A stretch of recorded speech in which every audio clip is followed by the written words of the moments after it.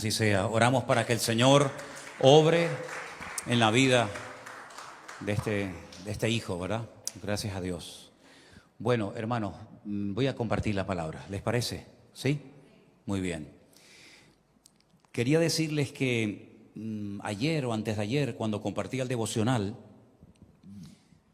se me ocurrió pedirle a los que veían el devocional,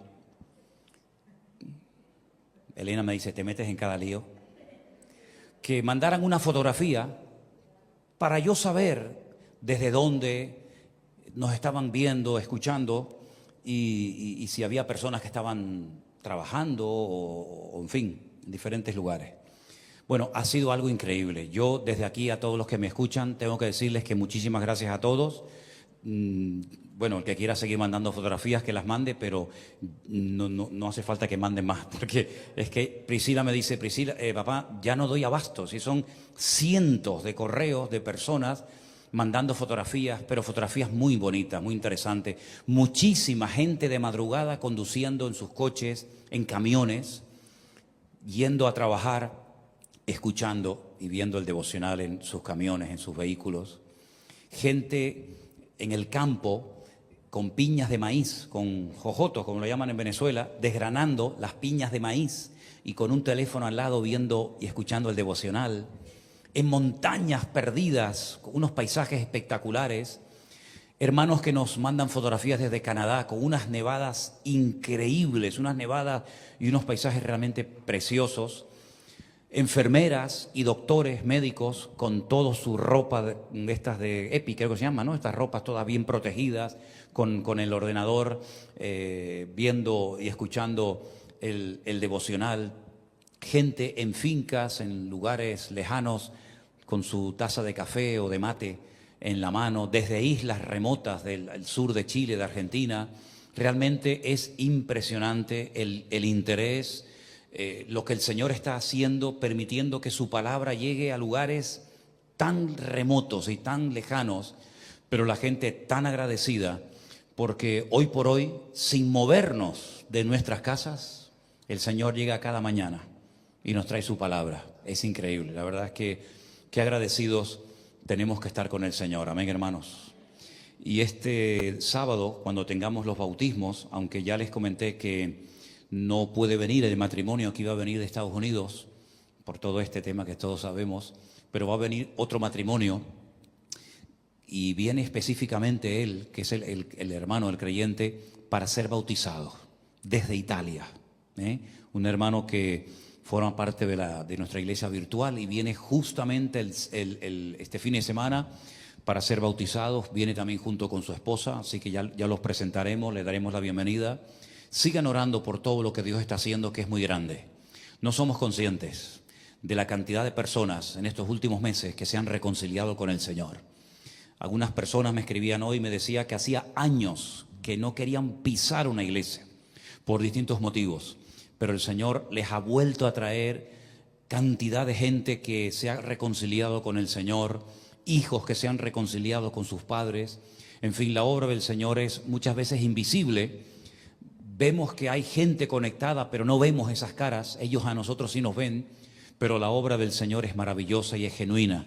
Y lo que Dios ha comenzado a hacer, cada día lo va a perfeccionar. Amén, hermanos. Gloria a Dios. Vamos a orar un momentito. Ahí donde estás, cierra tus ojos. Vamos a orar para pedir la bendición de Dios sobre esta palabra. Vamos a leer en breves instantes unas porciones del Antiguo Testamento, en Primera de Samuel y también en el libro del Génesis. Pero queremos pedirte en esta tarde, Señor, que tú sigas dándole crecimiento y fortaleza y ánimo a tu amada iglesia, Señor. Sabemos que hay muchas dificultades y presiones de todo tipo y muchos hermanos nuestros que están siendo incluso perseguidos por su fe. Pero te ruego, Señor, en el nombre de Jesús, que tú sigas obrando en tu amada iglesia y que veamos cómo tu iglesia crece y se multiplica y tu palabra llega a rincones lejanos. Tu palabra dice que antes de que tú vinieras, el evangelio sería predicado hasta el fin, hasta el último rincón de la tierra. Y pedimos, Señor, que tu palabra sea predicada y que almas cada día pasen de muerte a vida en el bendito nombre de Cristo Jesús. Amén y amén. Bueno, y les recuerdo Les recuerdo que tenemos que seguir orando por esta obra que recién ha nacido en Tierra Alta y en Colombia. Ya han tenido que comprar más sillas. Ya han llegado ofrendas de personas que viendo esta obra que ha nacido están deseando colaborar y ayudar. La suegra del hermano que está al frente de la obra va a donar, va a regalar una batería para que tengan también una batería para los cultos. Así que bueno, Dios es bueno y para siempre es su misericordia. Pero en el Antiguo Testamento, concretamente en Primera de Samuel, el capítulo 2, hay una historia de dos muchachos, de dos jóvenes, hijos de un sacerdote, que lamentablemente sus vidas eran un auténtico desastre, un escándalo, una piedra de tropiezo para el pueblo de Israel en aquel tiempo. Y uno se pregunta muchas veces, ¿cómo es posible que de padres tan buenos y de padres espirituales salgan hijos tan malos y tan torcidos? Y al mismo tiempo uno se pregunta, ¿cómo es posible de padres impíos, inconversos, que no quieren saber nada del Señor, salgan hijos tan espirituales y tan consagrados para servir y para honrar al Señor? Es como a veces como un misterio, ¿verdad? Bueno, pues el sacerdote Elí, como así se llamaba este hombre, tenía dos hijos que lamentablemente la Biblia cuando habla de ellos los pone muy mal, porque el ejemplo que estaban dando era terrible. Primera de Samuel capítulo 2, a partir del versículo 12, la palabra del Señor dice así: los hijos de Elí eran hombres impíos y no tenían conocimiento de Dios. Y era costumbre de los sacerdotes con el pueblo que cuando alguno ofrecía sacrificio, venía el criado del sacerdote mientras se cocía la carne, trayendo en su mano un garfio de 3 dientes, y lo metía en el perol, en la olla, en el caldero, en la marmita. Y todo lo que sacaba el garfio, el sacerdote lo tomaba para sí. De esta manera hacían con todo israelita que venía a Silo. En Silo era donde estuvo el tabernáculo de Moisés durante muchísimo tiempo. Versículo 15. Asimismo, antes de quemar la grosura, venía el criado del sacerdote y decía al que sacrificaba: da carne que asar para el sacerdote, porque no tomará de ti carne cocida, sino cruda. Y si el hombre le respondía: quemen la grosura primero y después toma tanto como quieras, él respondía: no, sino dámela ahora mismo, de otra manera yo la tomaré por la fuerza. Era pues muy grande delante del Señor el pecado de los jóvenes, porque los hombres menospreciaban las ofrendas del Señor. Y el joven Samuel ministraba en la presencia de Dios vestido de un efod de lino, y le hacía a su madre una túnica pequeña y se la traía cada año cuando subía con su marido para ofrecer el sacrificio acostumbrado. Y Elí bendijo a Elcana y a su mujer diciendo: el Señor te dé hijos de esta mujer en lugar del que pidió a Dios. Y se volvieron a su casa.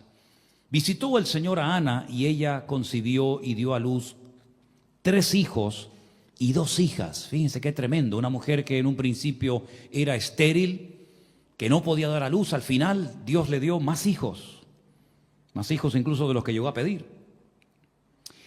Pero dice la palabra de Dios que Elí era muy viejo y oía todo lo que sus hijos hacían con todo Israel, y cómo dormían con las mujeres que velaban a la puerta del tabernáculo de reunión. Y les dijo: ¿por qué hacéis cosas semejantes? Porque yo oigo de todo este pueblo vuestros malos procederes. No, hijos míos, porque no es bueno la fama que yo oigo, pues hacéis pecar al pueblo del Señor. Si pecare el hombre contra el hombre, los jueces le juzgarán, mas si alguno pecare contra Dios, ¿quién rogará por él? Pero ellos no oyeron la voz de su padre, porque el Señor había resuelto hacerlos morir. Versículo 26. Y el joven Samuel iba creciendo y era acepto delante de Dios y delante de los hombres. Y vino un varón de Dios a Elí y le dijo: así ha dicho el Señor: ¿no me manifesté yo claramente a la casa de tu padre cuando estaba en Egipto en casa de Faraón? Y yo le escogí por mi sacerdote entre todas las tribus de Israel, para que ofreciese sobre mi altar y quemase incienso y llevase efod delante de mí. Y di a la casa de tu padre todas las ofrendas de los hijos de Israel. ¿Por qué habéis hollado mis sacrificios y mis ofrendas que yo mandé ofrecer en el tabernáculo? Y has honrado a tus hijos más que a mí, engordándoos de lo principal de todas las ofrendas de mi pueblo Israel. Por tanto, el Señor, el Dios de Israel, dice: yo había dicho que tu casa y la casa de tu padre andarían delante de mí perpetuamente. Mas ahora ha dicho el Señor: nunca yo tal haga, porque yo honraré a los que me honran. ¿Cuántos dicen amén? Yo honraré a los que me honran, y los que me desprecian serán tenidos en poco. Aquí vienen días en que cortaré tu brazo y el brazo de la casa de tu padre, de modo que no haya anciano en tu casa. Verás tu casa humillada mientras Dios colma de bienes a Israel, y en ningún tiempo habrá anciano en tu casa. El varón de los tuyos que yo no corte de mi altar será para consumir tus ojos y llenar tu alma de dolor, y todos los nacidos en tu casa morirán en edad viril. Y te será por señal esto que acontecerá a tus dos hijos, Ofni y Fines, ambos morirán en un día. Y yo me suscitaré un sacerdote fiel, que haga conforme a mi corazón y a mi alma, y yo le edificaré casa firme, y andará delante de mí ungido todos los días. Y el que hubiere quedado en tu casa vendrá a postrarse delante de él por una moneda de plata y un bocado de pan, diciéndole: te ruego que me agregues a alguno de los ministerios para que pueda comer un bocado de pan. Es una porción durísima, ¿verdad? Donde Dios interviene y le declara a este sacerdote, a este hombre llamado Elí, que sus dos hijos, por el mal testimonio que han dado, por la piedra de tropiezo que han sido para el pueblo, para el país, morirán en un día. Y vuelvo a hacer la pregunta que hacía al principio: ¿cómo es posible que un sacerdote de Dios tuviera hijos tan poco espirituales y consagrados al servicio del Señor? Al fin y al cabo, ellos tenían que sentirse privilegiados porque era la única familia, la única tribu de todas las 12 que había en el pueblo de Israel, que había sido escogida por el Señor para ministrar en el tabernáculo, posteriormente en el templo. De hecho, hay un libro escrito específicamente para ellos, para los levitas, el famoso libro de Levítico, que era el manual práctico de los sacerdotes, para que supieran cómo hacer las cosas bien, cómo tenían que presentarse las ofrendas, qué parte podían coger ellos y qué partes no se podían coger para ellos, cómo tenían que vivir, cómo tenían que comportarse, cómo tenían que vestirse, cómo tenían que ministrar, etcétera, etcétera. Es decir, no había excusa para semejante comportamiento. Ellos sabían perfectamente que lo que estaban haciendo era mal.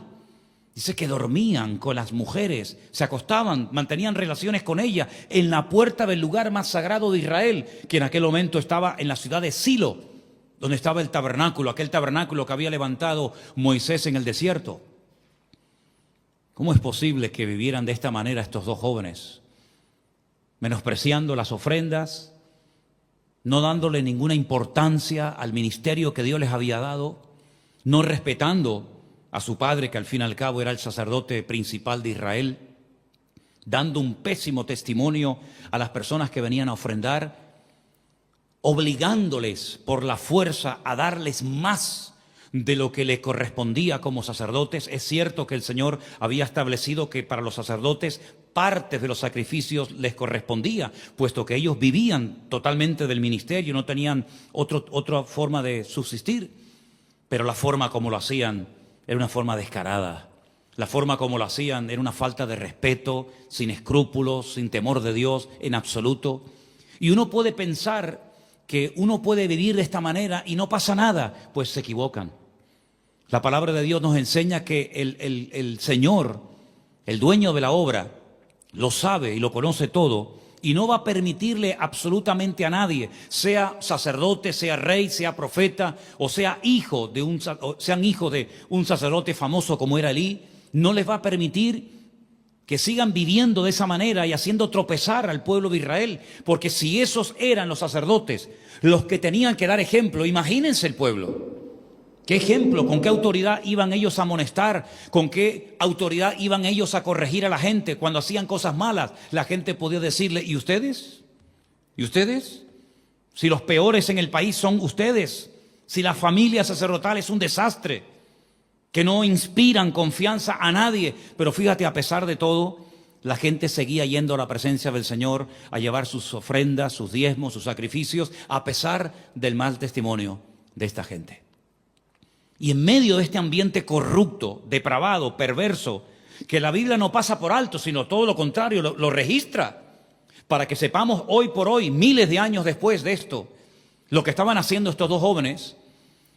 En medio de este ambiente, una madre, como era Ana, una mujer que oró con todo su corazón y que incluso el padre de estos la tomó por borracha. ¿Se acuerdan cuando dice que ella oraba, movía sus labios, pero él pensaba que estaba ebria? Sin embargo, ella le dice, yo no estoy borracha, yo no estoy ebria, yo no estoy cargada de vino, sino que yo soy una mujer que está derramando su alma delante de la presencia del Señor porque quiero ser madre, quiero que Dios me dé un hijo y si Dios me lo da, se lo dedicaré, se lo consagraré a Él todos los días de la vida. Y entonces el Señor la visitó, pero ella tuvo que cumplir su voto, ella tuvo que cumplir su promesa.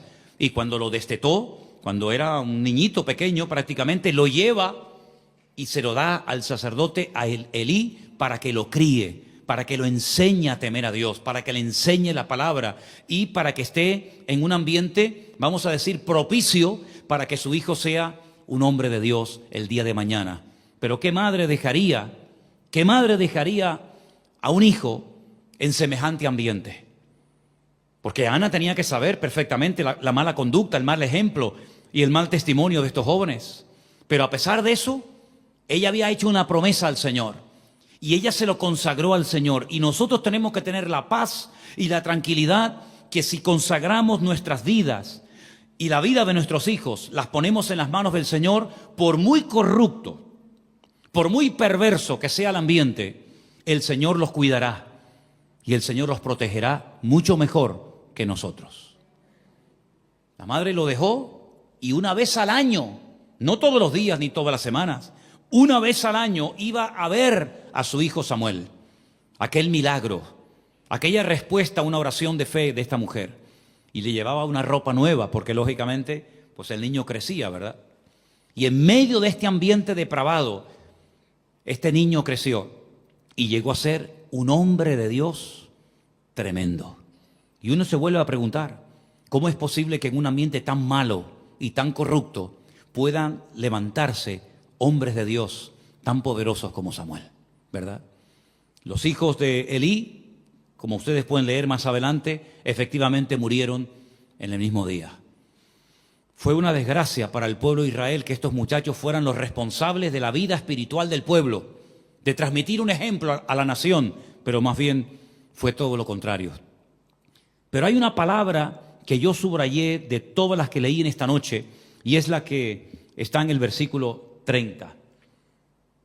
El Señor había, o anheló el Señor, bendecir a la casa del sacerdote Elí y que tuviera descendencia y que fuera una familia ejemplar y usada y bendecida por el Señor. Pero el Señor, al ver la conducta depravada de esta gente, el Señor dice, bajo ningún concepto. Yo había dicho que tu casa y la casa de tu padre andarían delante de mí perpetuamente. Mas ahora ha dicho el Señor, nunca yo tal haga. Es decir, Dios no va a permitir que esta familia se mantenga en el sacerdocio porque no se merecen ese cargo, ese privilegio y esa responsabilidad. Porque el Señor dice aquí, porque yo honraré, es decir, yo respaldaré, yo bendeciré, yo usaré a los que me honran. Y los que me desprecian serán tenidos en poco. No hay ni un solo personaje en la Biblia, y miren que he buscado, que haya honrado a Dios, que haya obedecido al Señor, que haya esperado en el Señor a pesar de las durísimas circunstancias en las cuales les tocó vivir, que Dios lo abandonara y se olvidara de él o de ella. Es que no hay ni uno. Algunos podrían decir, bueno, ¿y Job? Job, que fue tan probado, tan sacudido, tan zarandeado. Sí, es verdad. Pero hay que leer todo el libro de Job. Al final del libro vemos que el Señor restaura a Job. Vemos que vuelve a tener hijos e hijas. Vemos que el Señor quita toda enfermedad y toda plaga y toda desgracia de su vida, de su familia. Y al final él ora por los demás y vuelve a ser otra vez una bendición. Luego, Dios honra a los que le honran y vemos el caso de Job. Pero yo esta mañana meditaba, para los que oyeron y escucharon el devocional, sobre la vida de José. Un personaje, uno de los pocos personajes de la Biblia, que la Biblia no menciona nada negativo de su persona. Porque si analizamos otros personajes, podemos ver que sí, fueron muy buenos, fueron muy usados, fueron muy bendecidos, pero a veces hay algo que hicieron o dijeron que fue un pecado y por eso sufrieron severas consecuencias. Pero de José no hay nada negativo de él, como tampoco, por ejemplo, de Daniel. La Biblia tampoco habla nada negativo de Daniel, sino más bien todo lo contrario.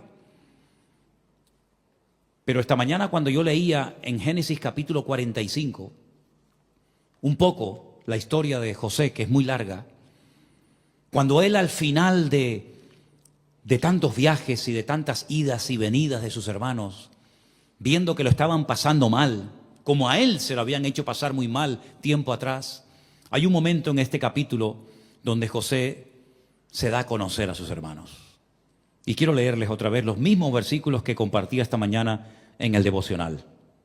Y dice así: José le dijo a sus hermanos, 45:3, yo soy José. ¿Vive aún mi padre? Hacía más de 20 años que no sabía nada de su padre. Fíjense, más de 20 años no sabía nada de su padre. Y uno dice, y en todos los años que José también ya había sido bendecido y usado y prosperado por el Señor, ¿no se le pasó por la cabeza ir a buscar a su padre? O preguntar cómo estaba, si estaba vivo o muerto. Es curioso porque para Jacob fue un sufrimiento durante más de 20 años no saber nada de su hijo, porque incluso lo habían engañado y le habían dicho que lo había matado una mala bestia. Pero saben que el mismo número de años que sufrió Jacob sin saber nada de la vida de José es exactamente el mismo número de años que Jacob estuvo en el extranjero sin tener noticias o sin informar a sus padres de la bendición y de la prosperidad que estaba recibiendo en la casa de Labán. Es curioso, ¿verdad? El mismo número de años que estuvo Jacob en casa de Labán buscando trabajo, siendo prosperado, siendo tremendamente bendecido, que el Jacob que se va no es el mismo que regresa cargado de animales, cargado de riqueza. Ese mismo número de años que él estuvo en el extranjero siendo bendecido por el Señor es exactamente el mismo número de años que Jacob estuvo sin saber absolutamente nada, sufriendo por su hijo José. Qué curiosas las paradojas de la vida, ¿verdad? Pues hay un momento en el que José se manifiesta a sus hermanos y les dice su nombre, yo soy José, y pregunta por su padre. Y sus hermanos no pudieron responderle porque estaban turbados delante de él. Sus hermanos no daban crédito que ese hombre tan rico, tan próspero, tan poderoso, era nada más y nada menos que aquel hermano de ellos que habían vendido. Bueno, realmente habían intentado matar hace años atrás. Entonces José le dijo a sus hermanos, acercaos ahora a mí. Ellos se acercaron y él les dijo, yo soy José, vuestro hermano. Se lo tiene que decir por segunda vez, no se lo creen. El que vendisteis para Egipto, esa palabra, el que vendisteis para Egipto, les tuvo que sacudir la conciencia, les tuvo que sacudir el alma. Cuando oyeron, yo soy José, aquel que vendisteis como esclavo para Egipto, tuvo que ser tremendo aquel recuerdo, ¿verdad? Ahora pues no os entristezcáis, ni os pese haberme vendido acá, porque para preservación de vida me envió, ¿quién? Dios. Me envió Dios delante de vosotros. José no está amargado.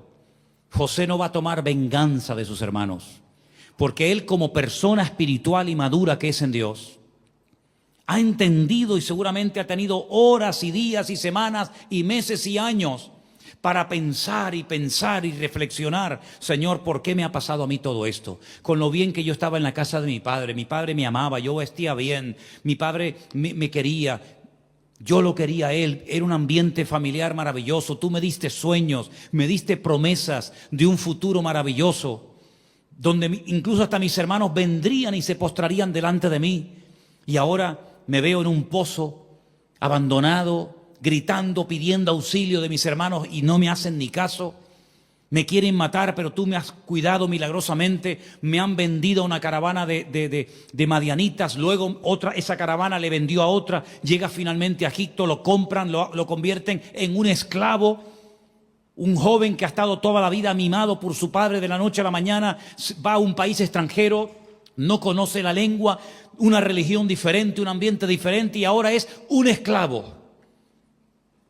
Y con el paso del tiempo parece que las cosas van de mal en peor.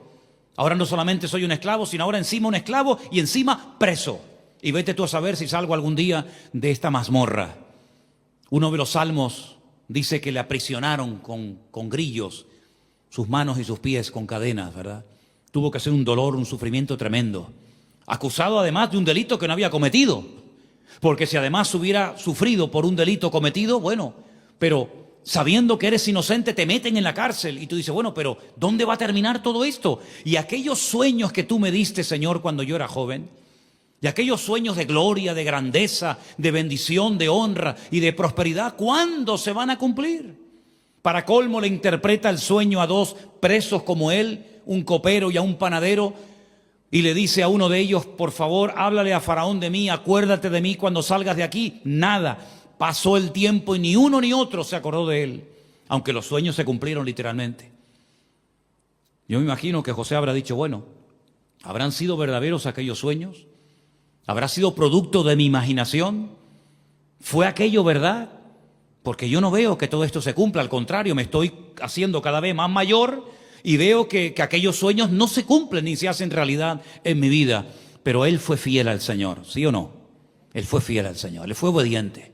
Tú no ves a José quejándose, tú no ves a José hablando mal de su amo Potifar, ni hablando mal de sus hermanos. Y es más, ahora que está prosperado, alguien dijo en una ocasión, y sabéis que lo he dicho muchas veces, dale a un hombre poder y dinero y conocerás realmente cómo es su corazón.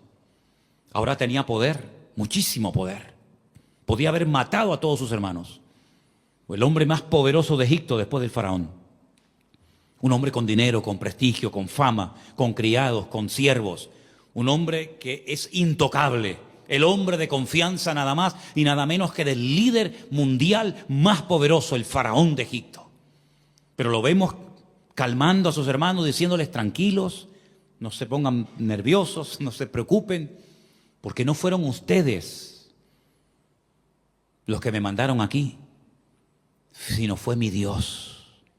El que usándolos a ustedes me mandó a este lugar para preservar miles, tal vez millones de vidas en aquel tiempo. Qué ejemplo, ¿verdad?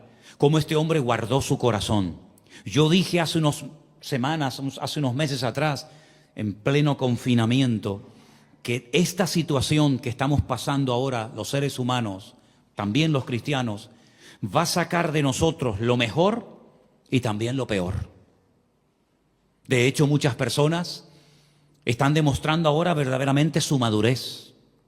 Porque cuando no hay pruebas, ¿qué madurez tienes que demostrar? Nada, ninguna. Pero cuando hay pruebas, cuando hay dificultades, ahora se tiene que notar. Si todos los años que te has metido en la iglesia, si todo lo que has aprendido, escuchado y casi hasta de memoria, ahora tiene que demostrarse si eso ha servido de algo. Si los años que te has pegado en la iglesia, tu infancia, tu juventud, tu adolescencia, tus últimos años de vida, si han servido para algo, si todos esos sermones, predicaciones, retiros, campamentos, devocionales, etcétera, si han producido fruto y crecimiento y madurez en tu vida o han entrado por aquí y han salido por allá. Ahora es el momento en el que está saliendo el verdadero fruto, el verdadero yo. Si soy verdaderamente un hombre, una mujer de fe, si soy verdaderamente una persona templada, si tengo paciencia, si sé aguantar la prueba, si me gozo en medio de la prueba, si le doy gloria al Señor por lo que entiendo y por lo que no entiendo, por lo que considero que es malo y también por lo que es bueno. Ahora es la prueba, ahora es el examen. No se puede aprender a conducir leyendo un libro. Está bien la teórica, sí, muy bien, gloria a Dios, las señales de tráfico, las velocidades, los distintos tipos de carretera. está muy bien todo eso, pero ¿sabes conducir? No, ¿verdad? Hay que salir a la carretera, hay que salir y hay que a veces equivocarse. Exactamente igual ocurre en la vida cristiana, leer la Biblia, gloria a Dios, está muy bien, y orar y venir a la iglesia y estar en alabanza y estar en los jóvenes y estar en el sonido, gloria a Dios, pero llegará el momento cuando no solamente a los pastores, sino también a las ovejas, en este caso a todos, nos va a pasar el Señor la criba y nos va a pasar la prueba. Y a todos nos ha probado. Y no veas lo que nos ha probado el Señor desde el 14 de marzo, a todos y cada uno de nosotros, viendo un día y otro, y otro, y otro, y una semana, y un domingo, y otro domingo, y decimos, Dios mío, ¿hasta cuándo va a durar esto? Y podremos mantener la iglesia, y hasta cuándo podremos estar ministrando, y vendrá la gente, y no vendrá la gente, y cómo estará. Han sido meses de pruebas, pero de fuego. Pero en todas y cada una de esas batallas y pruebas hemos visto la gloria de Dios como nunca en nuestra vida. Y la fidelidad de Dios ni te imaginas. El respaldo del Señor a su obra de una forma tremenda. ¿Por qué? Porque vuelvo al principio, porque Dios honra a los que le honran. No a los cobardes, no a los que, claro, cuando todo va bien, gloria a Dios y aleluya, y cuando van mal, no, a esos no. A los que aguantan la prueba, a los que se gozan en medio del dolor y de la prueba, aunque andemos, claro, hemos leído el Salmo 23, lo sabemos de memoria, hasta cualquier niño de la escuela dominical, pienso yo, que lo podría recitar hoy en día. Aunque ande por valles de sombra y de muerte, no temeré mal alguno, porque tú estarás conmigo. Sí, es un versículo, eso no cuesta nada al decirlo, lo puede aprender hasta un impío, hasta un inconverso se puede aprender ese Salmo. Aunque ande por valles de sombra y de muerte, pero has caminado algún día, has pasado por valles de sombra y de muerte, te ha afectado a ti la prueba. Es muy bonito decir gloria a Dios y aleluya, pero cuando llega el momento de la prueba, soportarla con gozo, con gratitud, sabiendo que Dios está invirtiendo en mi vida y al final podemos ver el cumplimiento de esta palabra. Dios honra a los que le honran. ¿Por qué no fue bendecida la casa de Elí? ¿Por qué no hubo descendencia? Y si la hubo, mira lo que les iba a pasar. Morirían jóvenes, morirían de enfermedades, terminarían todos mal. Por un plato de comida o por un par de monedas rogarían un trabajito, un puesto en el ministerio, lo hemos leído, ¿verdad? ¿Por qué pasó todo aquello? Porque no honraron al Señor, porque se comportaron mal, porque en el momento que tenían el poder y la autoridad, ejercieron un mal uso de ese poder y de esa autoridad. Se acostaban con las mujeres en la puerta del tabernáculo, le robaban a la gente los diezmos y las ofrendas, no hacían caso a la amonestación del Padre. En fin, ¿cómo Dios va a honrar, cómo Dios va a premiar a semejantes personajes? Los cortó de raíz, en un día murió el mayor y el menor. Y hasta el sacerdote Elí dice que cayó de espalda y se nuncó y murió también en un día. Es decir, fue un desastre de familia. Lo tuvieron todo y lo perdieron todo. La Biblia nos dice, hermanos, que al que mucho se le da, mucho se le demandará. ¿Conocéis ese versículo? Al que Dios le da mucho, también Dios le va a pedir muchas cuentas, porque te he dado mucho, mijo. Cuanto más dones, cuanto más talentos, cuanto más conocido, cuanto más respaldado, el Señor dice, sí, es que no te puedes quejar, porque te llevo en bandeja. Es que vamos, te llevo pero de bendición en bendición y de victoria en victoria. Sí, pero algún día vamos a sentarnos y me vas a tener que rendir cuentas por todos los recursos, por todas las personas, por toda la influencia, por todos los medios que puse en tus manos, si lo usaste para ti, para tu gloria, para tu propia fama, o lo usaste para mi honra y lo usaste para mi gloria. Samuel creció en el más absoluto anonimato. Prácticamente no se supo nada de él, pero la Biblia nos cuenta que Dios en todo momento sabía dónde estaba ese niño.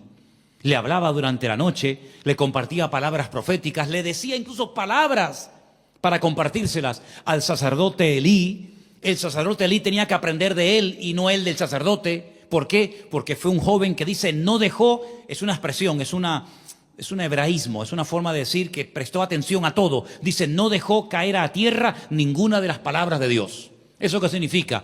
Que todo lo quería recibir, que honraba al Señor, que bendecía al Señor, que se preparó en el más absoluto anonimato. Me imagino que las funciones primeras del sacerdote o del niño Samuel, futuro sacerdote y profeta de Israel, serían muy simples, muy sencillas. Mira, tráeme aceite para las lámparas. Mira, se acabaron las mechas, repon las mechas. Mira, limpia el tabernáculo que está un poco sucio, recoge las cortinas. Mira, limpia todo ese reguero de sangre de los sacrificios que hoy se han producido. Trae agua para los pies, lavárselos al sacerdote. Yo me imagino que durante años el jovencito Samuel estuvo haciendo tareas que pasaban desapercibidas ante los ojos de los hombres, pero no ante los ojos de Dios. Todo lo que has hecho para Dios, aunque nadie lo haya visto, aunque nadie lo haya reconocido ni te haya dado nadie las gracias, el Señor ha tomado muy buena nota. Pero no solamente de lo que has hecho, sino de la actitud con lo que lo hacías.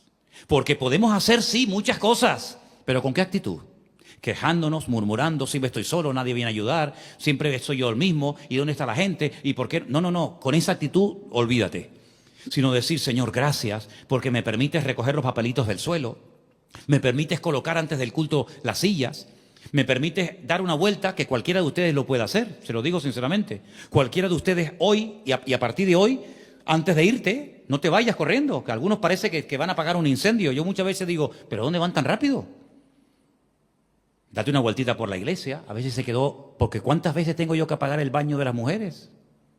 Que se lo dejan siempre encendido las dos luces. Así de veces. Entran, hacen lo que tengan que hacer y se van y dejan la luz encendida. ¿Y quién la apaga? ¿Quién apaga esta luz que está de aquí detrás de la plataforma, que es el baño de los hombres? ¿Quién coloca las sillas para el próximo culto? ¿Quién enciende los proyectores para que ustedes puedan cantar las canciones? ¿Y quién los apagan? Son tantos detalles que alguien lo tiene que hacer. Y cuando nosotros hacemos las cosas con gozo y con alegría y disfrutando hasta de lo más pequeño e insignificante para Dios, Dios honra a los que le honran. Y por eso, mis queridos hermanos, cuando usted ve a una persona bendecida y usada por el Señor, no es, primero porque se lo merezca, porque aquí no es cuestión de méritos, pero detrás de una bendición siempre hay una honra que se le ha dado previamente al Señor y que posteriormente Él, esa honra, puesto que Él no le debe nada a nadie, si tú honras al Señor, el Señor te honrará a ti. Si tú bendices al Señor, el Señor te bendecirá a ti. En otras palabras, tú no le vas a dar a Él más de lo que Él te devuelva a ti cuadruplicado. ¿Cuántos dicen amén? Dios honra a los que le honran. Honró a José, las pasó mal. Sí, hermanos, muy mal. A ninguno de nosotros nos hubiera gustado jamás pasar ni la 10ª parte de lo que tuvo que pasar José. A ninguno. Pero ahí calladito José aguantó el chaparrón. Mis hermanos no me aman, que es lo peor que te puede pasar, porque él no fue traicionado, vendido y humillado por los inconversos, sino por sus propios hermanos, sus hermanos de carne. Gritaba como un desesperado en el pozo y nadie tuvo misericordia de él. Cuando se llevaron a José en aquellos camellos, o tal vez arrastrándolo, amarrado, no lo sé, sus hermanos no tuvieron compasión de él, de decir, no, espera un momento, que se están llevando a nuestro hermano, que se van a llevar a José, a nuestro hermano. Nada, ninguno movió un dedo, nada, ni Benjamín, ni Zabulón, ni Aser, ni Rubén, ni uno movió un dedo. Seguramente se habrá ido pegando gritos, llorando. Nadie movió un dedo por él. Pero nunca se quejó, sino siempre con una actitud correcta, manteniéndose firme en el anonimato. Y nosotros sabemos que fue tentado en privado con aquella mujer con la cual no cayó, porque la Biblia lo cuenta. Porque si la Biblia no lo contara, nosotros nunca hubiéramos sabido que ese muchacho fue tentado de esa manera tan tremenda estando en Egipto. Pero Dios lo escribió, Dios lo reveló a Moisés, que está en el libro del Génesis, ¿verdad? Que fue escrito por él, para que tú y yo supiéramos que él no solamente tuvo problemas con la familia, sino también cuando fue esclavo tuvo unas presiones tremendas, que si hubiera sido otro, hubiera dicho, total, ¿dónde está Dios? Mis hermanos me han abandonado, estoy aquí más solo que la una, y ahora se me presenta la gran ocasión de oro de tener relaciones con la esposa de mi amo. Madre mía, Pero en ningún momento él pensó que aquello era una oportunidad para pecar, sino al contrario, sí entendió que era una oportunidad para honrar a Dios. Y a ti se te están presentando, y a todos y cada uno de nosotros, se nos están presentando cada día en tu trabajo. ¿Me están oyendo? En tu trabajo, en tus estudios, en tu matrimonio, en la iglesia, se nos están presentando cada día oportunidades para que honres a Dios. Espero que las estés aprovechando. Porque uno se pregunta, ¿y cómo puedo yo honrar a Dios? Bueno, ¿tú a qué te dedicas? A ver, ¿tú qué haces? Bueno, yo estudio. Muy bien. Cuando estudias, ¿lo haces para Dios? ¿Honras a Dios con tus estudios? ¿Procuras hacer las cosas lo mejor posible? ¿Eres un deportista de élite? ¿Para quién corres? ¿Para ti? ¿Para que seas famoso? ¿Para que las chicas te pidan autógrafos? ¿Para salir en los periódicos, en la prensa? ¿O corro como nuestro hermano Antonio del Sur, corro para Cristo y por Cristo, por ejemplo? Y cuando lo entrevistan dice, yo he ganado hoy, que gana unas cosas tremendas, para la honra y para la gloria de mi Señor Jesucristo. Y aprovecha las cámaras y los micrófonos que le ponen delante para dar gloria a Dios. No tiene ni una sola copa, ni una sola medalla en su casa. Todo lo regala. No le interesa, dice, porque yo hago todo esto para la honra y para la gloria de Dios. Dios honra a los que le honran. Eres taxista, eres estudiante, eres ama de casa. Trabajas en una cafetería, trabajas en un restaurante, trabajas en un supermercado. ¿A qué te dedicas? Lo que hagas en ese lugar, no hagas las cosas sin ganas, sino aprovecha la oportunidad para honrar a Dios. Porque la Biblia dice que hay una promesa, y la promesa es que Dios honra a los que le honran. ¿Cuántos dicen amén? ¿Ustedes piensan que José sirvió de cualquier manera a Potifar? En absoluto.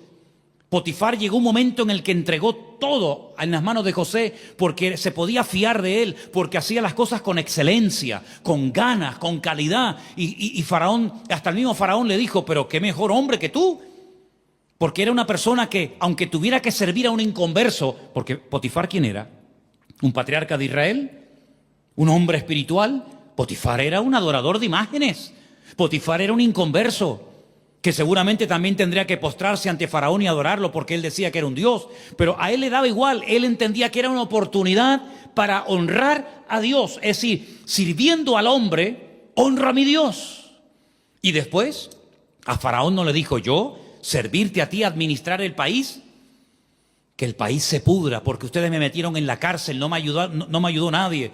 Tú te crees que eres un dios, tienes todo el palacio y todos tus templos llenos de imágenes. No, él entendió que era un momento y una oportunidad histórica para honrar a Dios sirviendo a aquel hombre. Y miren cómo Dios honró a José. Miren cómo Dios honró a José.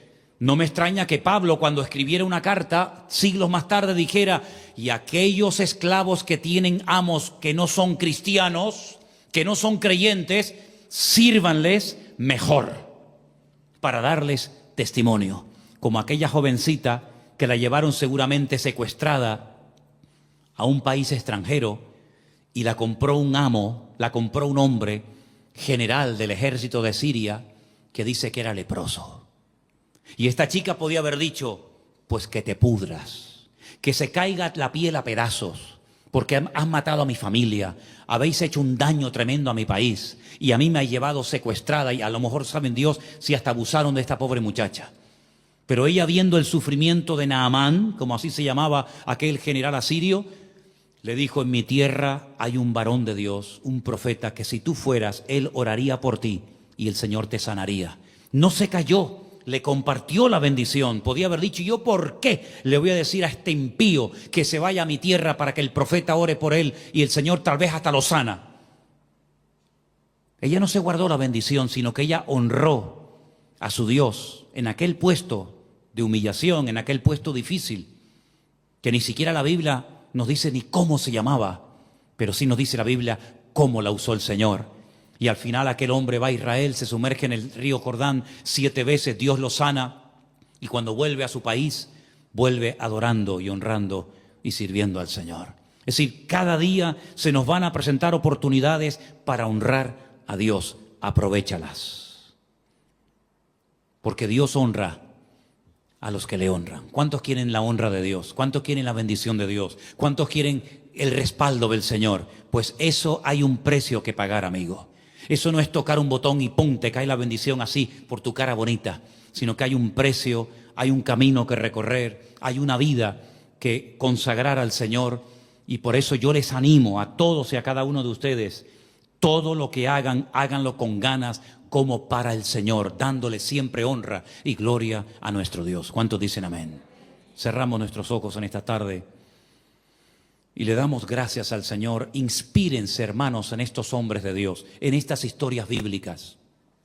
Inspírense en José, en Daniel, en Moisés, en Abraham, en Job, en Ruth, en tantos y tantos personajes de la Biblia que sufrieron, fueron probados hasta lo máximo, pero fueron capaces de honrar a Dios en medio del anonimato, en medio de las lágrimas, en medio del dolor, honraron a Dios.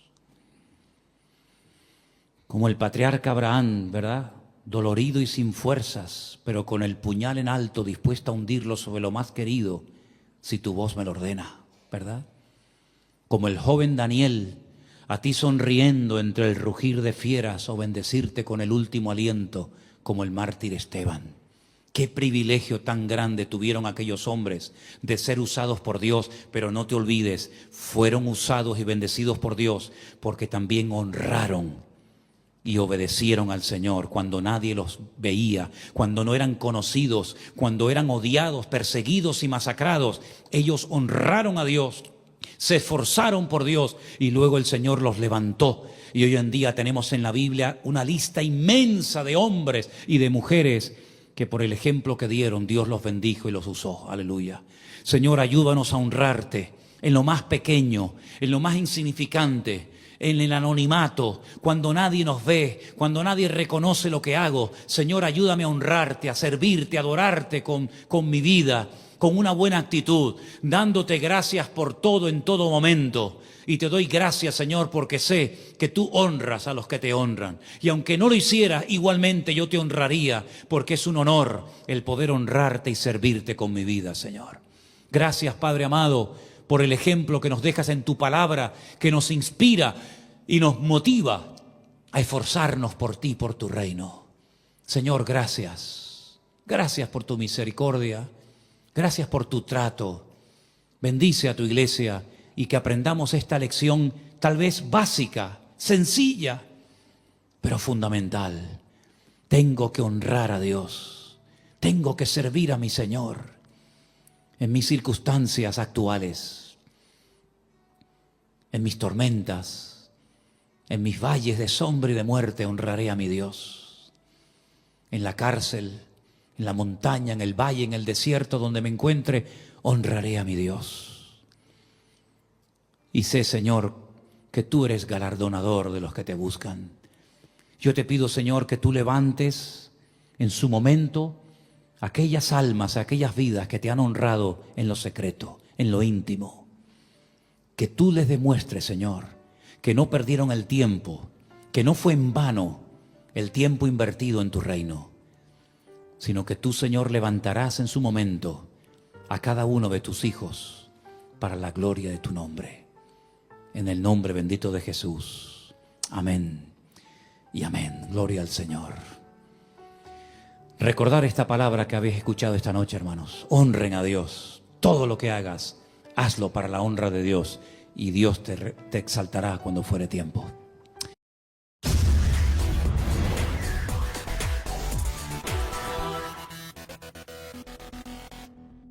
Hermanos, en Primera de Pedro, el capítulo 1, a partir del versículo 3, Primera de Pedro 1, del 3 en adelante, voy a estar leyendo y me gustaría que prestaran atención y que se fijaran en las dos ocasiones en las que aparece la palabra prueba, porque de eso vamos a hablar esta tarde, de la palabra prueba o de las pruebas. Dice: bendito el Dios y Padre de nuestro Señor Jesucristo, que según su grande misericordia nos hizo renacer para una esperanza viva por la resurrección de Jesucristo de los muertos, para una herencia incorruptible incontaminada e inaccesible, reservada en los cielos para vosotros, que sois guardados por el poder de Dios mediante la fe, para alcanzar la salvación que está preparada para ser manifestada en el tiempo postrero. Versículo 6. En lo cual vosotros os alegráis, aunque ahora, por un poco de tiempo, si es necesario, tengáis que ser afligidos en diversas pruebas. Fijaros, en plural, diversas pruebas. Versículo 7. Para que sometida a prueba vuestra fe, mucho más preciosa que el oro, el cual, aunque perecedero, se prueba con fuego, sea hallada en alabanza, gloria y honra cuando sea manifestado Jesucristo. ¿Cuántos dicen amén a esta palabra? Amén. Gloria a Dios. ¿Quién ha sido alguna vez o está siendo en estos momentos probado de alguna manera? A ver, levante su mano. Parece que es un mensaje que les va a venir de perlas a todos, a mí también, ¿no? Es imposible, totalmente imposible, no pasar en algún momento de la vida por alguna o por algunas pruebas. Es totalmente inevitable. Es más, si nunca has pasado por ninguna prueba, probablemente tú no has nacido de nuevo. Así de contundente y así de directo soy. Si no has pasado o estás pasando por alguna prueba, lo más probable es que tú no hayas pasado de muerte a vida, que no hayas nacido de nuevo, que verdaderamente el Espíritu de Dios no esté viviendo en tu corazón y no seas parte de la familia del Señor como hija o como hija de Dios. Es totalmente inevitable, es imposible pasar por la vida sin ser probado. Si comenzamos a buscar en la Biblia personajes que fueron probados de distintas maneras a lo largo de la historia, no nos llegaría el tiempo. Porque desde el primer libro hasta el último libro, este tema de las pruebas está por todas partes. No hay un personaje, no hay un varón de Dios, da igual si fue en el Antiguo Testamento o en el Nuevo Testamento o en la actualidad, que no haya pasado en algún momento determinado por alguna o por algunas pruebas. El Señor Jesucristo le dijo una vez a sus discípulos estas palabras: vosotros sois los que habéis permanecido conmigo en mis pruebas. Palabras del Señor Jesús. El mismísimo Jesucristo, el mismísimo Hijo de Dios, admite y confiesa que Él también en más de una ocasión pasó por muchas pruebas. Lucas 22, 28. La Biblia nos dice también que el apóstol Pablo pasó por infinidad de pruebas. Dice, por ejemplo, en una ocasión: he servido al Señor con humildad, con lágrimas y con muchas pruebas que me han venido por las acechanzas de los judíos. Hechos capítulo 20. Más adelante, escribiéndole una carta a los Gálatas, les dice: y no me despreciasteis ni desechasteis por la prueba que tenía en mi cuerpo. Fijaros, una prueba que tenía en mi cuerpo. Antes bien me recibisteis como a un ángel de Dios, como a Cristo Jesús. La lectura que se ha leído en esta tarde, no concretamente lo que nuestro hermano Armando ha leído, pero si leéis el resto del libro de Santiago, hay un momento en el que él hace referencia a las pruebas. Y él dice textualmente en el capítulo 1, hermanos míos, tened por sumo gozo cuando os halléis en diversas pruebas, plural, sabiendo que la prueba de vuestra fe produce paciencia. Si nos vamos al último libro de la Biblia, el libro del Apocalipsis, hay un versículo tremendo, tremendo.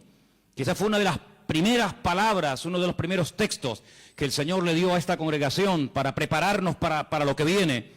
Y nos dice el Señor en su palabra: por cuanto habéis guardado la palabra de mi paciencia, yo también te guardaré de la hora de la prueba que ha de venir sobre el mundo entero, para probar a los que moran sobre la tierra.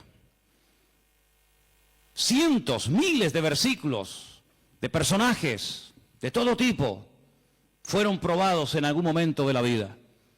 La pregunta es: ¿quién elige las pruebas? ¿Quién las elige? Porque nosotros no podemos elegirlas. Yo no me levanto una mañana y digo, bueno, hoy quiero ser probado en esto, o quiero ser probado en aquello otro. Dios no nos ha capacitado a nosotros para decidir, para elegir en una reunión o en una asamblea o a nivel personal en mi relación con Dios, decir, bueno, esta semana, este mes, este año, quiero ser probado en mi matrimonio, quiero ser probado en lo físico, quiero ser probado en la paciencia, quiero ser probado en lo espiritual o en lo económico, en lo que sea. No, Dios no ha puesto en nuestras manos esa elección. ¿Quién nos prueba entonces? ¿Quién decide? ¿Quién elige? Este va a ser probado de esta manera, esta de esta manera, esta prueba es para ti, esta prueba es para aquel. ¿Quién decide eso? ¿El diablo? Tampoco. Tampoco. El diablo no tiene la capacidad de escoger, de elegir el tipo de pruebas por el cual tú y yo vamos a pasar a lo largo de la vida. ¿Quién decide? ¿Quién decide que yo sea probado durante un tiempo de esa forma específica?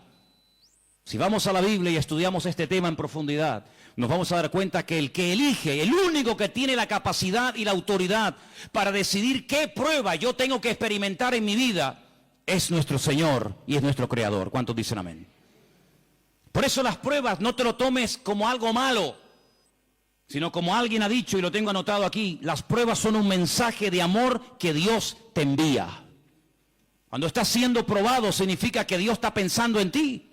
Y uno dice, pero una prueba, sí, porque las pruebas no son malas. El problema es que a veces el término, sobre todo en el Nuevo Testamento, se ha traducido no de una forma correcta y se ha puesto en vez de la palabra prueba, se ha puesto la palabra tentación. Y no tiene nada que ver una tentación con una prueba. La gran diferencia, para no entrar aquí en demasiadas profundidades, la gran diferencia es que una tentación es algo negativo. Es una especie de piedra que te pone el diablo en el camino para que tropieces y caigas. Es una especie de acto de rebeldía. Es una especie de oferta donde el diablo te dice, yo te ofrezco algo mejor que tu Dios. Yo te propongo un estilo de vida mejor y más placentero y más cómodo que el que Dios te promete o te ofrece en su palabra. Una tentación es algo negativo. El objetivo es hacerte caer, tropezar y después encima te condena por haber caído, por haber tropezado y por haber pecado. La prueba no. La prueba tiene siempre un objetivo positivo. La prueba viene para sacudirnos, para despertarnos. La prueba viene para corregir el rumbo. Las pruebas son buenas, son parte del trato de Dios con nosotros. ¡Ay de nosotros si no estamos siendo probados! No te sorprendas cuando estás siendo probada. Sorpréndete cuando no estás siendo probado. Es al revés. Las pruebas no son injustas. No son equivocaciones que Dios ha cometido, no son fallos, no son errores. Dios, te estás pasando conmigo, Señor. ¿Y por qué esta prueba? Dios sabe lo que hace. Así como diseñó nuestra estructura, así como diseñó nuestra fisonomía, y ninguno es igual. Las huellas digitales de nosotros son diferentes, las unas de los otros, genéticamente somos diferentes. Las pruebas también son diferentes. Dios tiene pruebas diseñadas para cada uno de sus hijos en esta tierra. Las pruebas que Dios le mandó a Abraham, nunca se las mandó a David. Las pruebas por las cuales tuvo que pasar David, nunca se las mandó a Abraham. Y así podemos ir a lo largo y ancho de la Biblia. Y vemos que las pruebas estaban preparadas, diseñadas de antemano para cada individuo. Y te digo algo más, Dios cuando te permite pasar por una prueba, nunca te cerrará las puertas, las vías de escape, sino que juntamente con la prueba te dará la salida. ¿Cuántos dicen amén? La prueba es un examen, es un test que Dios te manda para que te demuestres a ti mismo cuán maduro crees que estás, si has superado esto o aquello. Dios evidentemente no necesita probarme para saber si yo le voy a responder bien o le voy a responder mal.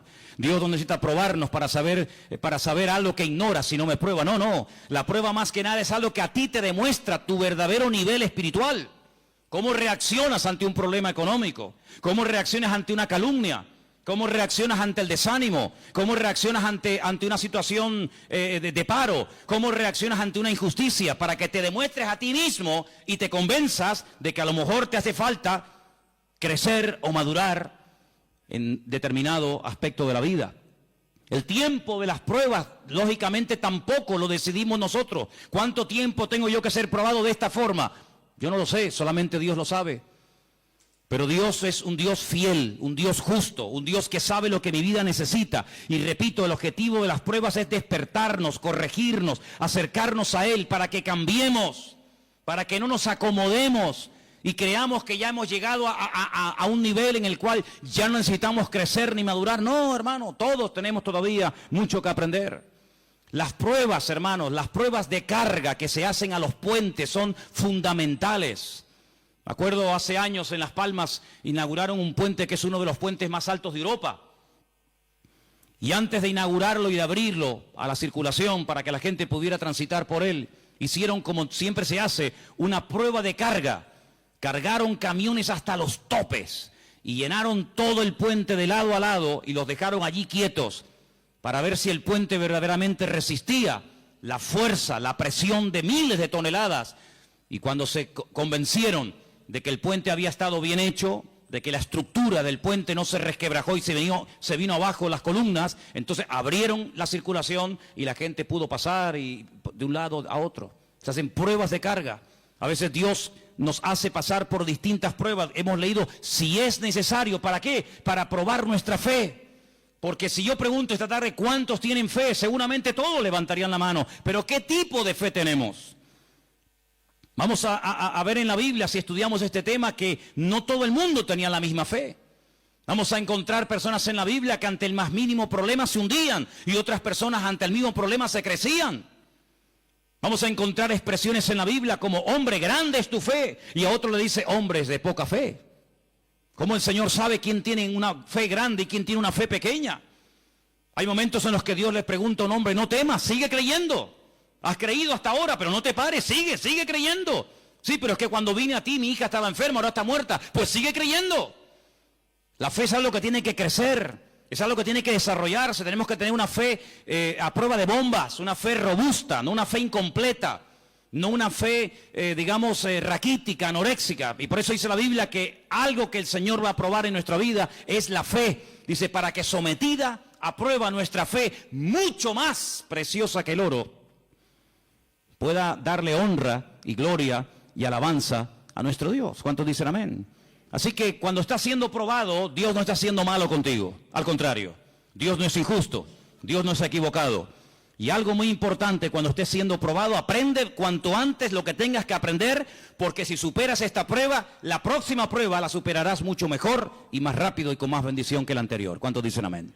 Si la prueba de hoy me prepara para la prueba de mañana y la prueba de mañana me ayuda para pasado mañana. Pero es que toda la vida vamos a ser probados. De una manera u otra sí. Te vuelvo a repetir lo que dije al principio. No te desanimes ni pienses que por ser cristiano, que llevas ya muchos años en la iglesia y que sabes mucho de la Biblia, etcétera, etcétera, tu vida nunca va a ser probada. Sorpréndete cuando no te está pasando nada. Sorpréndete cuando aparentemente no está siendo probado. Algo está pasando. El Señor al que ama lo disciplina, lo corrige, lo instruye y lo enseña para que, dice la Biblia, lo poda y dé más fruto todavía para la honra y la gloria del Señor. ¿Cuántos dicen amén? Lo primero que tenemos que hacer cuando estamos siendo tratados es aceptar el trato de Dios, no rebelarnos, no pelear con Dios. Hay gente que se enfada con Dios, hay gente que pelea con Dios. Ahora, yo dije el jueves, para los que estuvieron y para los que no estuvieron, que las pruebas nosotros no las elegimos. Lo único que Dios nos permite a nosotros escoger es qué actitud voy a tener en medio de la prueba. Eso sí, eso te lo deja en tus manos. La prueba la elige el Señor, pero la actitud ante la prueba tú la escoges. Puedes pasar por la prueba quejándote, puedes pasar por la prueba tirándote de los pelos, puedes pasar por la prueba diciendo barbaridades y murmurando, etcétera, etcétera. O puedes pasar por la prueba glorificando a Dios y dando gloria a Dios y aprendiendo el mensaje, captando el mensaje que Dios te está dando a través de dicha prueba. Eso sí lo podemos elegir nosotros. Por eso hay gente que la prueba parece como que nunca termina, porque si no apruebas el examen tienes que repetirlo otra vez. Es como en la escuela. Si no apruebas ahora, tienes que ir a septiembre, y si no apruebas en septiembre tienes que repetir curso. Y por eso la voluntad de Dios es que aprendamos qué es lo que el Señor me está tratando de decir con esta situación, una vez que corrija el rumbo, una vez que pida perdón, una vez que corrija el fallo y el error, Sigo adelante hasta que el Señor permita que venga otra prueba a mi vida. Captar el mensaje que tiene la prueba para mi vida. Escoger una buena actitud. Usar la fe más que la razón. Hay gente que lo quiere entender todo. ¿Por qué esto? ¿Por qué aquello? ¿Por qué tal? ¿Por qué cual? Hay cosas que jamás tú y yo podremos entender. Dios no nos ha llamado a entenderlo todo. Gracias a Dios, ¿verdad? Pero el Señor sí nos ha llamado a obedecer siempre al Señor. ¿Quién puede entender ciertas y determinadas cosas de la vida que desde nuestro punto de vista creemos que han sido una auténtica injusticia? Ahora, yo también dije el jueves algo que me llamó mucho la atención de unos libros que estoy leyendo y estudiando, porque nunca había oído este planteamiento y me pareció tan interesante que me gustaría volver a compartirlo con todos los que estuvieron y con los que no estuvieron la semana pasada o el jueves. El autor de uno de los libros que estoy leyendo, hay un capítulo en el que habla justamente de este tema, de las pruebas. Y él dice que la gente que se pone triste, la gente que se deprime, la gente como que se le va la gana, las ganas, el deseo de pelear, de luchar, de seguir adelante, en el fondo tienen un problema con su orgullo. Y claro, cuando yo leí eso, dije, bueno, voy a ver qué es lo que intenta explicar este hombre. ¿Por qué llega a la conclusión de que un creyente que se está siempre quejando o con tristeza, por qué puede ser que en lo más profundo de su corazón tenga un problema el orgullo? Y decía lo siguiente, y me llamó mucho la atención. Solamente lo digo para que lo meditemos y para que, bueno, podamos pensar en esa posibilidad. Si yo espero recibir un trato de alguien y no lo recibo, me siento mal. Pero te sientes mal porque crees que has sido injustamente tratado. No me valoran, no cuentan conmigo, no me llaman, no me usan, entonces te pones mal. Porque estás esperando recibir algo que no has recibido. Y como no lo has recibido, te pones mal. Si tú esperas que el Señor te trate de una manera y desde tu punto de vista está siendo injusto contigo, desde tu punto de vista crees que Dios nos está portando bien contigo, en el fondo de tu corazón tienes un problema de orgullo, porque crees que tú mereces más de lo que estás recibiendo. ¿Te das cuenta?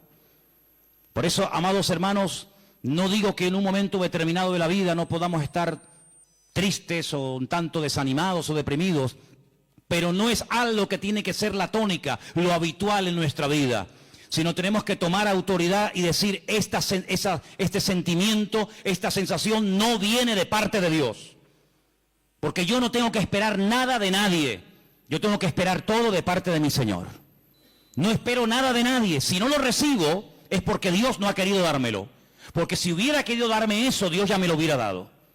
Hay dos caminos: o confiar en ti mismo, en tu experiencia, en tu carrera, en tus estudios, en tu sabiduría, en tus títulos, en tu edad, etcétera, etcétera, o confiar ciegamente en Dios. Si tú te niegas a confiar en Dios y vas por el camino, has elegido el camino de confiar en el hombre, te pegarás toda la vida detrás de los hombres para que te echen una mano. Si tú confías en las promesas de los hombres más que en las promesas de Dios, estarás toda la vida siguiendo y creyéndote las promesas de los hombres en vez de haber creído en las promesas del Señor. Yo estoy plenamente convencido que hay muchas personas que si se hubieran verdaderamente rendido al Señor, hoy no estarían como están. Yo estoy plenamente convencido que lo que Dios tiene para ti y para mí, para la vida de nuestros hijos, nuestro matrimonio, para nuestra congregación, etcétera, etcétera, es lo mejor de lo mejor. ¿Cuántos dicen amén? Yo no creo que Dios nos haya creado para hacernos sufrir, en absoluto. Yo he dicho muchas veces que lo natural es un reflejo de lo espiritual. Y tú puedes ver en los animales cómo protegen a sus crías, ¿sí o no? Tú no verás nunca a un animal torturando, haciéndole daño a sus crías, sino más bien todo lo contrario, es capaz de dar su vida por los cachorros, por los polluelos, por las crías que está criando, porque las ama, las defiende a muerte. Y si eso lo hace una gallina, si eso lo hace un pájaro, si eso lo hace un animal, ¿cuánto Dios, cuánto más nuestro Dios cuidará de nosotros? Él dijo en cierta ocasión unas palabras que a mí siempre, desde que las leí al principio de mi vida cristiana, le agradecí al Señor por aquellas palabras. Son muy simples, muy fáciles de entender. No hay que ir a una escuela bíblica, aprender hebreo, griego, arameo. Son muy sencillas. Cualquier niño las puede entender y son estas. Si vosotros siendo malos sabéis dar buenas dádivas a vuestros hijos, ¿cuánto más mi Padre Celestial os dará las cosas que ustedes necesiten? ¿Qué padre si su hijo se le acerca y le pide, papá, quiero un pedazo de pan, tengo hambre, es capaz de darle una piedra o una serpiente o un escorpión? ¿En qué cabeza cabe eso? ¿A qué padre, a qué madre se le ocurriría tratar peor que un animal a un hijo? Yo pienso que a ninguno. A veces oímos cosas raras, pero son las excepciones, no son la regla. Incluso los no creyentes, los ateos, los que pasan de Dios y de su palabra, tratan o intentan tratar a sus hijos dentro de sus posibilidades lo mejor que pueden, ¿sí o no? Pues el Señor dice, si ustedes, a pesar de que sois pecadores, seres caídos, seres con rebeldía, con tendencia a la maldad, porque es así, porque es un veneno que llevamos dentro.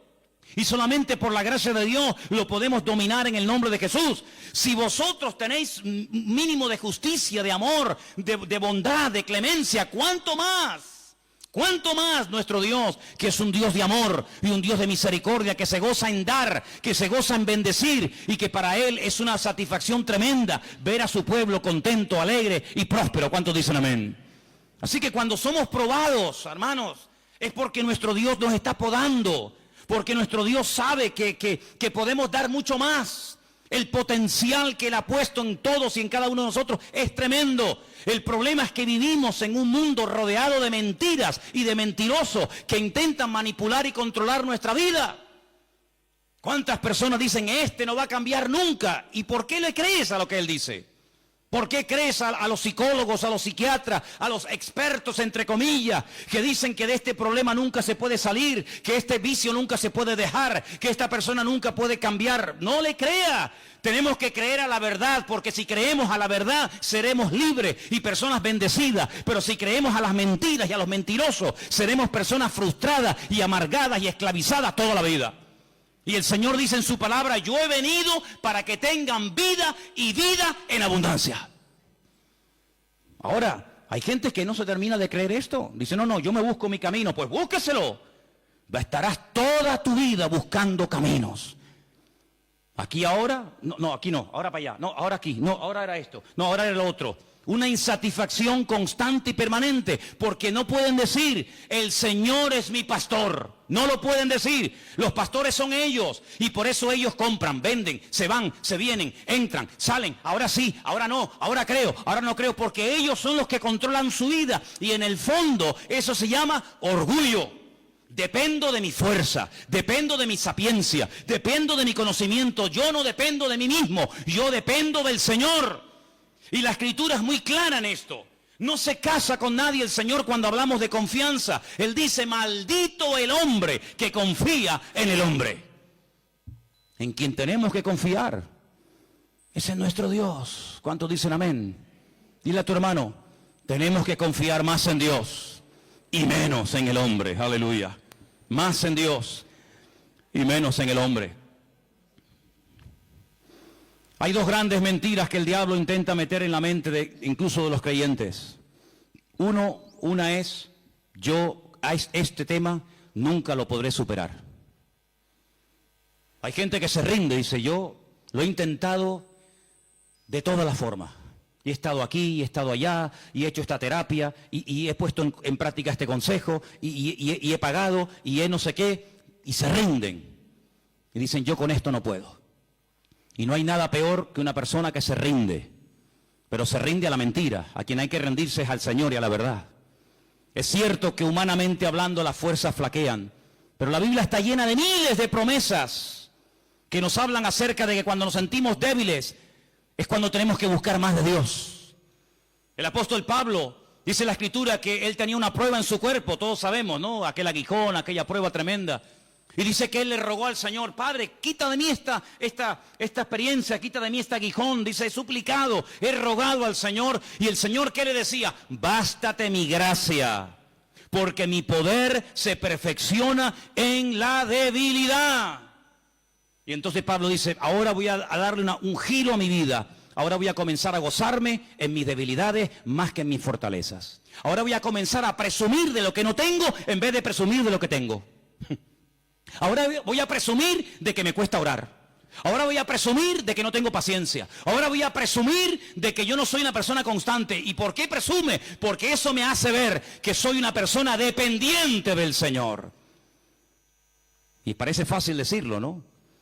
Pero a veces hay personas que les costó toda la vida dar su brazo a torcer y decir me rindo, pero no ante el pecado, no ante el diablo, no ante la mentira, sino me rindo ante el Señor. Porque el Señor le dice a esa gente, diga al débil, fuerte soy en el Señor. ¿Cuántos dicen amén?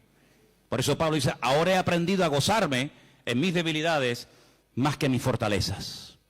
A veces cuando las personas cuentan testimonios o cuando a veces he ido a algunos lugares y piden que pastores, predicadores, apóstoles, etcétera, cuenten sus victorias, pues siempre cuentan sus batallas, ¿no? Yo he hecho esto y he hecho lo otro y he hecho tal. Pero qué pocas veces se oye gente que dice, pues yo he sido un fracasado en esto y he fallado en esto y he fallado en lo otro, pero en todo esto el Señor ha sido bueno conmigo y cada vez que he caído y he tropezado, el Señor me ha levantado. ¿Cuántos dicen amén?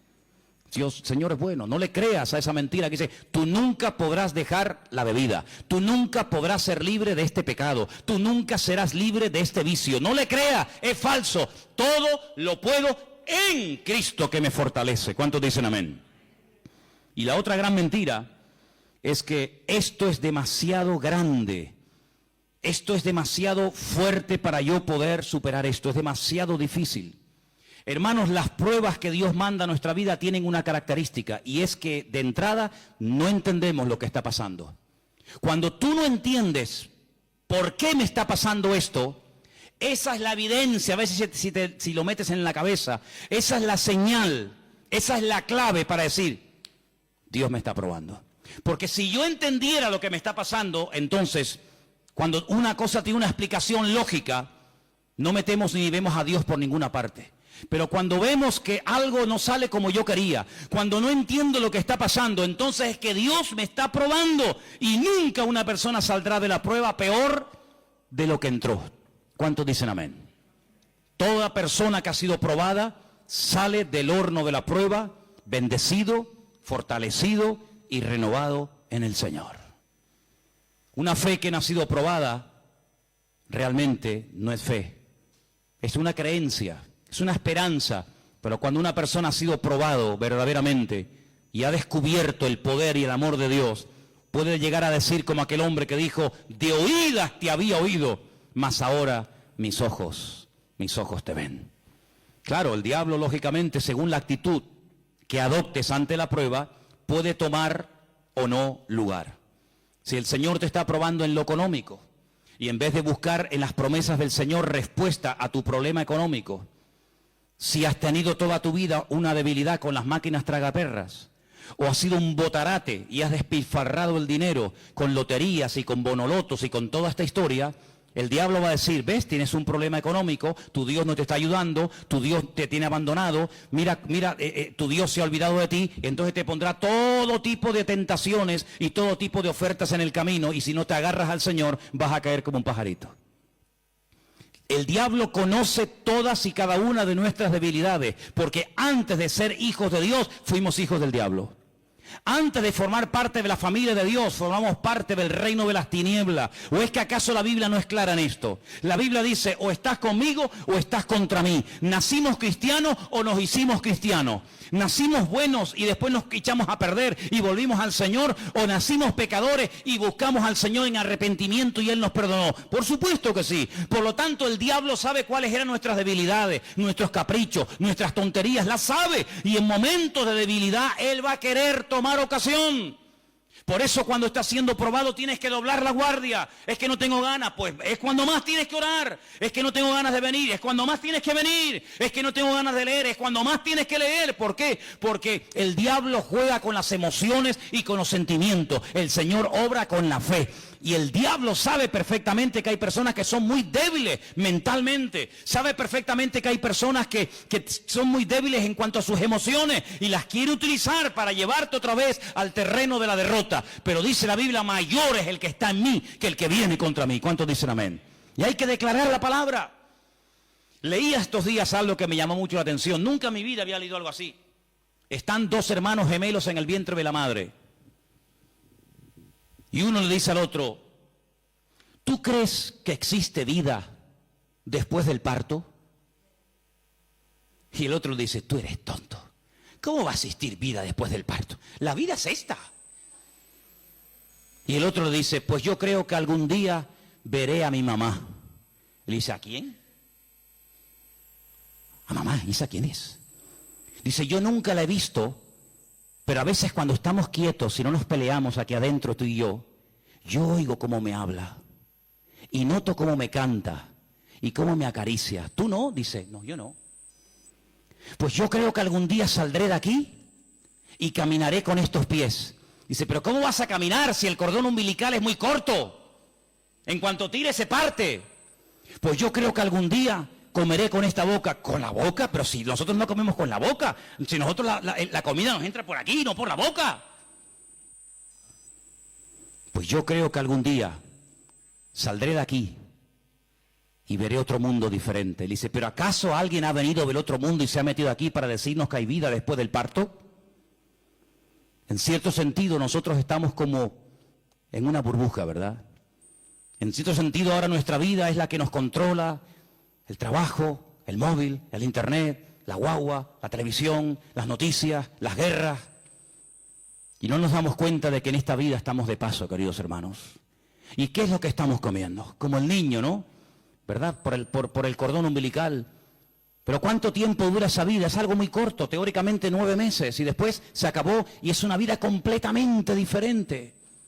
¿Quién nos dice a nosotros que pudiéramos vivir sumergidos en un líquido? Es una locura, pero nosotros vivimos un tiempo sumergidos en líquido.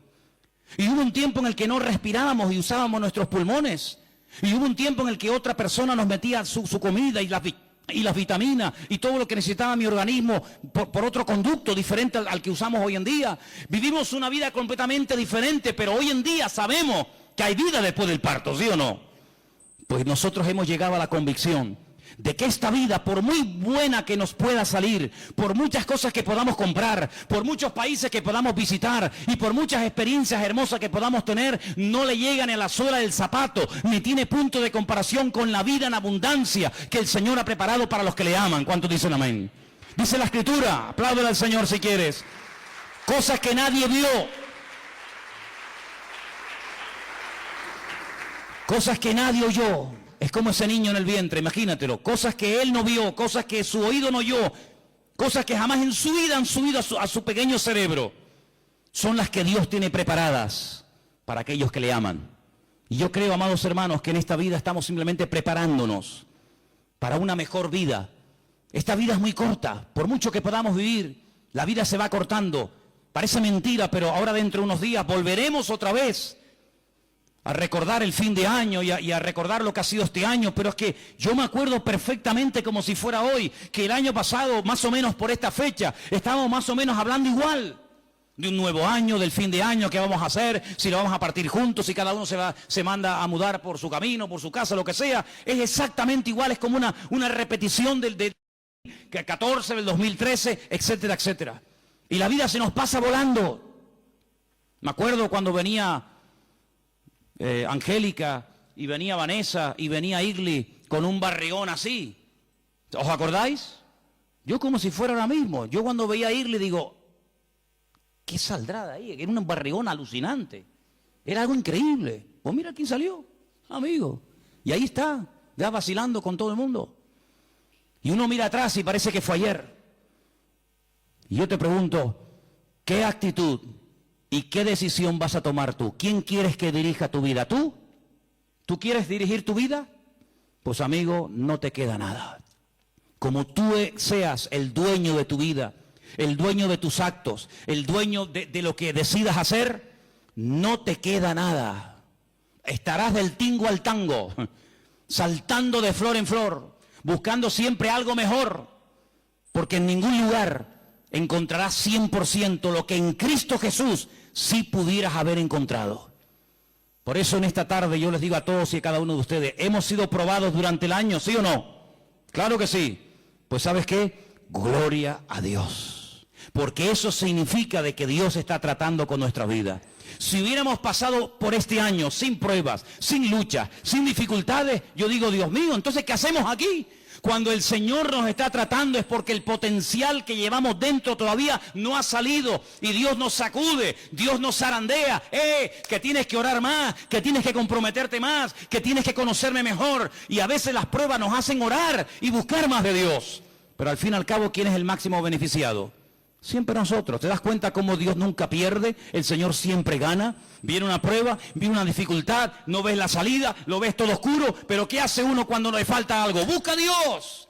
No entra en el camino de la desesperación, no entra en el camino de la queja o de la murmuración, no. Cuando me falta algo, busco a Dios. Cuando estoy enfermo, busco a Dios. Cuando me siento mal, busco a Dios. Entonces no te das cuenta de que el Señor hace todo eso para que le busquemos y para que vivamos cerca de Él. Así que bendito sea el Señor por las pruebas que Él manda a nuestra vida. Y quiero solamente terminar diciendo algo. Amados, el mismísimo Señor Jesucristo fue probado. Él fue probado en todo. Y de todas y cada una de las pruebas salió victorioso. Y tú y yo podemos elegir hoy, no la prueba yo no las puedo elegir. Pero sí podemos elegir algo que marcará la diferencia. ¿Qué actitud voy a tener cuando Dios pruebe mi vida? ¿Qué actitud voy a desarrollar? ¿Qué actitud quiero tomar cuando el Señor permita que venga una prueba a mi vida? Eso sí te lo deja en tus manos. Vamos a orar, cierra tus ojos ahí donde estás. Y hoy es un momento, ahora es un momento en el que puedes decirle al Señor, yo voy a escoger pasar por las pruebas, pasar por la vida, con un corazón agradecido, con un corazón que le da la gloria y la honra al Señor. No voy a permitirle al diablo que me ponga en mis pensamientos y en mi boca palabras de queja, de lamento, de murmuración. Porque Dios es un Dios justo, un Dios que me ama. Y cuando Él permite que mi vida atraviese por alguna circunstancia, es porque Él sabe que eso es lo que yo estoy necesitando. Aunque no lo entienda. Tenemos que aprender a descubrir a Dios en la escasez. En la abundancia es fácil verlo. Tenemos que aprender a descubrir a Dios en la enfermedad, en la salud. Es obvio que está. Tenemos que aprender a descubrir a Dios en la soledad. Tenemos que aprender a descubrir a Dios en todas y en cada una de las facetas y circunstancias de la vida. Cuando una persona pone su vida y su confianza en el Señor, no hay cosas buenas y cosas malas, no. Hay cosas necesarias que mi Dios, por la razón que Él solamente sabe y conoce, permite. Y Él sabe perfectamente que si me concediera todo lo que quiero y todo lo que le pido, probablemente me harían daño. Hay personas que ya tienen su recompensa, entre comillas, en esta vida. Pero nuestra recompensa, hermanos, no está realmente en esta vida. Nuestra recompensa está en la presencia de Dios cuando algún día vayamos. Y de momento nos estamos preparando. De momento estamos aprendiendo. De momento estamos creciendo poco a poco. Pero la verdadera vida es cuando estemos en su presencia. No te desesperes. No te deprimas. No te amargues. Deja que el Señor termine la obra que comenzó en ti. No cortes el proceso, que no haya un aborto espiritualmente hablando en tu vida. Aguanta, soporta, pelea, sigue adelante, que el Señor está contigo. Nunca te abandonaré, nunca te desampararé, dice el Señor, sino que estaré contigo todos los días hasta el fin del mundo. Y en esta tarde decidimos, Señor, decido, y dígalo conmigo, en esta tarde yo decido, mi Dios, darte gracias en toda situación de mi vida. En esta tarde yo tomo la determinación de agradecerle al Señor por todo lo que el Señor permita que venga a mi vida. Es fácil reír y dar gracias cuando todo va bien, eso lo hace cualquiera, hasta los ateos. Pero solamente el hombre y la mujer que conoce a Dios será capaz de reír y de alegrarse y de dar gloria a Dios en medio de las pruebas y en medio de las luchas y dificultades de la vida. Así que en esta tarde decidimos, Señor, darte la gloria y la honra en medio de las pruebas de la vida. Optamos por el camino de la gratitud, optamos por el camino de dar gracias al Señor en todo y por todo, porque mi Dios es bueno, para siempre su misericordia. Y yo sé, Señor, yo sé, mi Dios, que tú tienes lo mejor para mi vida. Gracias, Padre. A ti la gloria y la honra, recíbela en el nombre de Jesús. Amén.